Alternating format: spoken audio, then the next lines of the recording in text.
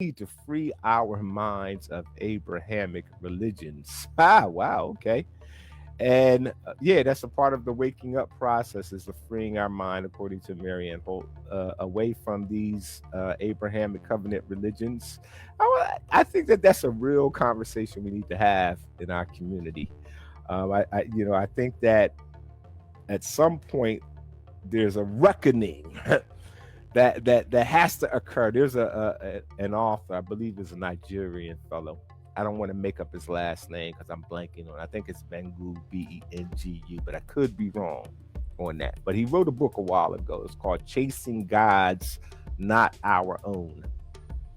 And for some reason, I just think that the last lines of the Negro National Anthem talks about being true to our God, true to our native land. And it's amazing now in the context of all of this identity diffusion that's going on with FBA and ADOS.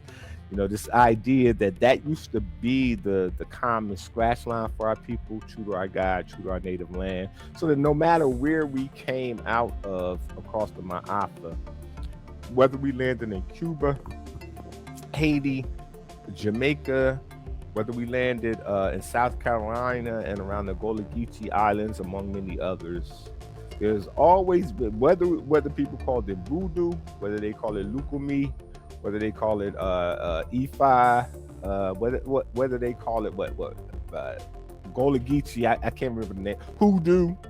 It doesn't matter. There's always been this sense of us holding on to the way that we believe, the way that our ancestors believe. We might adapt it or adopt it to the context that we found ourselves in. But in many ways, you can always trace those roots back. Condomble, you can trace Santeria, you can trace it back to our quest to hold on and be true to our gods and true to our native land. But when you're confused or you devalue your gods or you're ashamed of your gods and your native land, then you reject and betray and abandon them. And then we wonder why we feel abandoned again. We've been praying and seeking other people's covenants. We love to write ourselves into something that's not ours, man. And at some point, because we have run from who we are and what is ours, and we're seeking solace through other people's covenants, we then wonder why we are being betrayed, because we betrayed our power source. We betrayed our spiritual soul source.